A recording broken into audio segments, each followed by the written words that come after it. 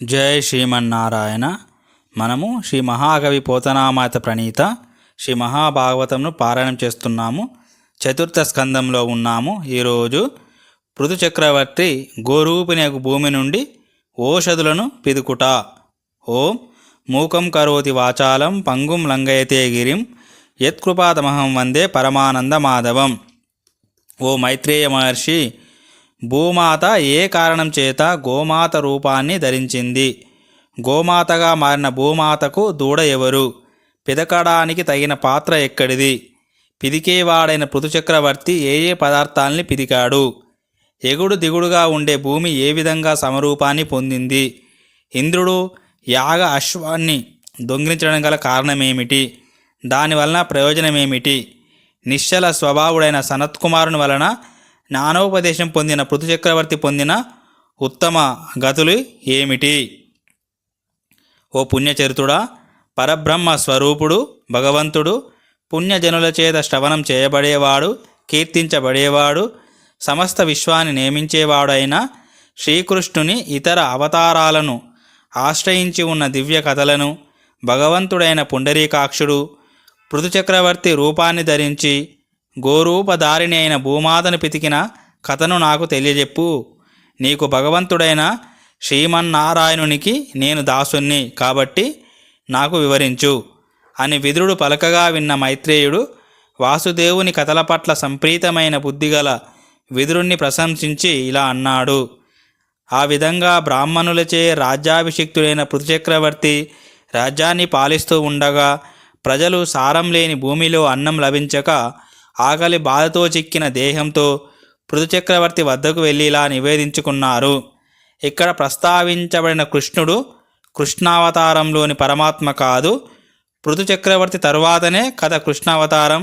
ఇక్కడ కృష్ణుడు అంటే నీలమేఘ ఛాయ వాడని చెప్పుకోవాలి. శ్రీ మహావిష్ణుకు పర్యాయ పదంగానే భావించాలి. ఓ రాజా, చెట్టు తొర్రలో పుట్టిన అగ్ని ఆ చెట్టునే దహించినట్లు మేము ఆకలి బాధతో పీడింపబడుతున్నాము. శరణాగతుల్ని రక్షించడానికి దిక్కైన నిన్ను శరణు వేడుకుంటున్నాము. ఓ రాజా, దయతో మాకు అన్నం పెట్టి రక్షించు అంటూ వంగి నమస్కరించారు. ఆ మాటల్ని విన్న రాజు ప్రజల బాధను పరిష్కరించడానికి తగిన మంచి ఉపాయాన్ని ఆలోచించి త్రిపుర దహనం చేసిన శివునిలా రౌద్రమూర్తి అయి ధనస్సున బాణాన్ని ఎక్కుపెట్టాడు. ఆ విధంగా ఎక్కుపెట్టగానే పృథుచక్రవర్తిని చూసిన భూమాత గోరూపాన్ని ధరించి వణుకుతూ వంచకుడైన వేటగాన్ని చూసి అరణ్యంలో పరిగెత్తే లేడీలాగా పరిగెత్తింది. ఈ విధంగా భూదేవి పరిగెత్తడం గమనించిన పృథుచక్రవర్తికి కోపంతో కళ్ళు ఎర్రబడ్డాయి. గోరూపంలో ఉన్న భూమి వెంటపడి దిక్కుల సందులలో భూమి ఆకాశాలలో ఎక్కడికి పోతే అక్కడికి బాణాన్ని ఎక్కుపెట్టి తరిమాడు. ఆ విధంగా వెంటబడి తరిమే పృథుచక్రవర్తిని చూసి మృత్యుదేవతకు చిక్కిన ప్రజలలాగా ఏ దిక్కు లేక భయపడుతూ పరితపించే హృదయంతో భూమాత ఇలా అన్నది. వేణుని సంతానమైన ఓ పృథుచక్రవర్తి, ధర్మవత్సలుడివి, ఆపదలో ఉన్న వారిని రక్షించేవాడివి, మహాత్ముడివి, సమస్త ప్రాణికోటిని పరిపాలించటంలో నిశ్చల బుద్ధి గలవాడివైన నీవు నా వంటి దీనురాలిని, పాపరహితను, కోరికలిచ్చే దానను చంపాలని ఎందుకు వెంటాడుతున్నావు?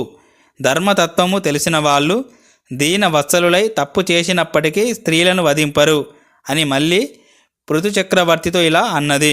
ఓ రాజచంద్ర, పుట్టే ఈ జీవకోటికి నౌకలాగా ఆధారభూతమై సంచరించడానికి తగిన దృఢ శరీరం నాది. అటువంటి నన్ను కృపావిహీన మతివై చీల్చి చంపుతానంటున్నావు.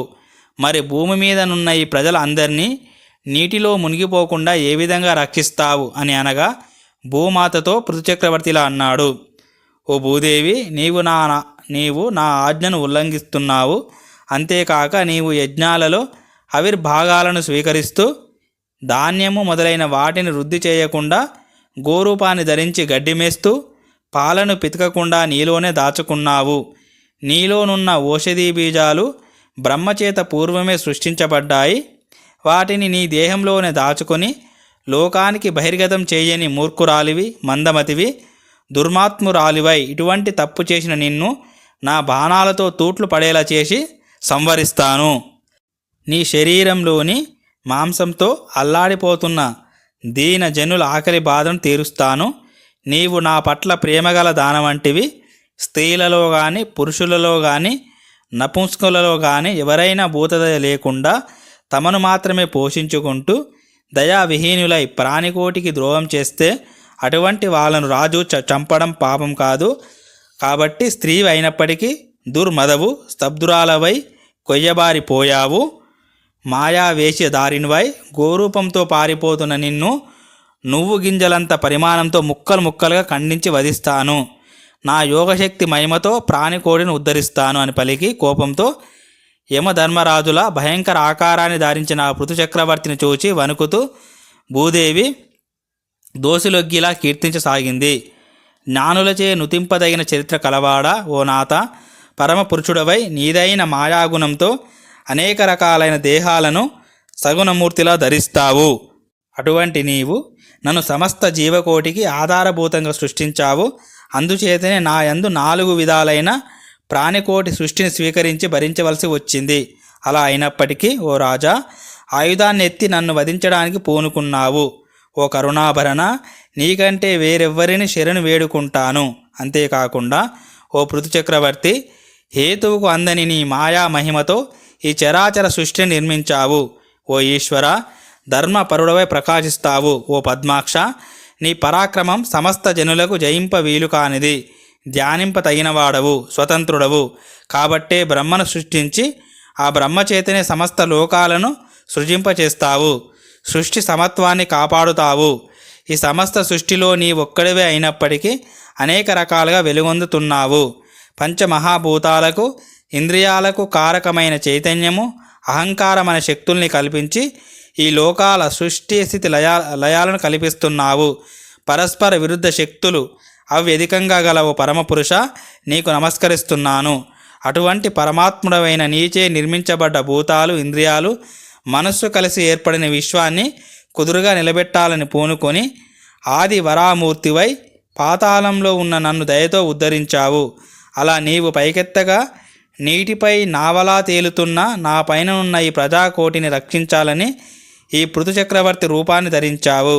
అలా భూభారాన్ని వహించి నీవు కేవలం పాల కోసం నన్ను వధించాలని తలుస్తున్నావు. ఇది విచిత్రం కదా. సృష్టిని సంపాదించినవాడా, ఏ పాపము ఏ లోపము లేనివాడా, వేదవేద్య భవ్యగుణ సాంద్ర, వేణుని పుత్రుడవైన రాజచంద్రమా, నీకు నమస్సులు. ఈశ్వరుని గుణమైన సృష్టి రూపమైన మాయచేత మోయింపబడ్డ మనస్సు గల మా వంటి వారికి హరిభక్తుల చేష్టలే అంతుపట్టవు. అటువంటప్పుడు శ్రీహరి చేష్టలను ఎలా తెలుసుకోగలము? అటువంటి యశస్కృలైన జితేంద్రులకు నమస్కరిస్తాను అని కోపంతో అదురుతున్న పెదాలతో ఉన్న పృథు చక్రవర్తిని అభినుతించి ధైర్యం తెచ్చుకొని మళ్ళీ భూదేవిలా అన్నది, ఓ పురుష నిదానమా, నిర్మలాత్మ, నాకు అభయం ప్రసాదించు. మంచి బుద్ధితో నీ కోపాన్ని ఉపశమించి కరుణించి నా విన్నపాన్ని విను.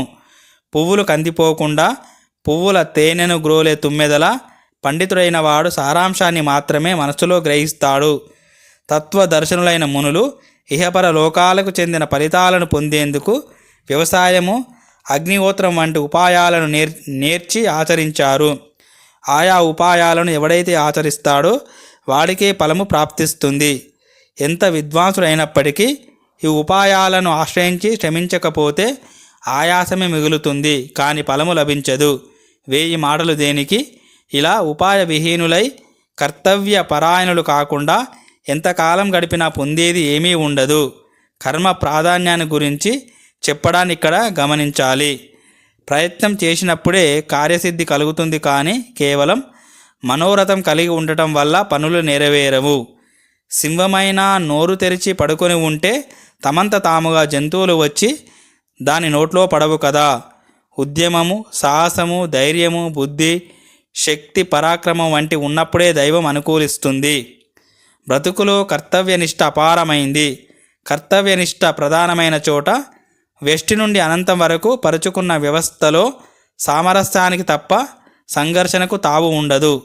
తనను తాను విస్తరించుకుంటూ సమష్టిలో లీనమయ్యే క్రమంలో సాగించే కర్మ ఎప్పుడు పుణ్యప్రదమే, సత్ఫలదాయకమే అని భూమాత ఇంకా ఇలా అన్నది. బ్రహ్మచేత పూర్వం సృష్టించబడిన ఓషధులను పాపబుద్ధులైన దుష్టులు, వ్రతనియమ భ్రష్టులు తినడం చూసి వీరులైన ఏ రాజు అడ్డుకోలేదు. ఎన్నోసార్లు దొంగల బారినపడి బాధించబడ్డాను. రక్షణ లేక కృషించిపోయాను. ఓ ప్రభు, యజ్ఞానికి సంబంధించిన కర్మకాండలు, కార్యకలాపాలు బొత్తిగా లేనందున నేను అనాదరించబడ్డదాన్నైనాను. లోకంలోని మానవులంతా పెద్ద దొంగల వలె తయారవటం నేను గమనించాను. ఓ భూనాథ, యజ్ఞము మొదలైన పుణ్య కార్యాల కోసము కావాలనే పట్టుబట్టి ఆ ఔషధి సమూహాన్ని మృంగాను. అవి నాలో జీర్ణమైపోయాయి. ఓ రాజచంద్రమ, వాటిని పొందే ఉపాయం ఒకటి ఉంది. నీ పట్ల గల ప్రేమ చేత ఆ ఉపాయాన్ని నీకు తెలియజేస్తాను, విను. తరువాతి భాగంలో మన పృథు చక్రవర్తి ఏ విధంగా పాలు పితుకుతాడో చూద్దాము. చాలా అద్భుతమైనది, దివ్యమైనది, శక్తివంతమైనది. ఓం శాంతి శాంతి శాంతి. హరి ఓం తత్సత్. సర్వం శ్రీరామకృష్ణార్పణమస్తు.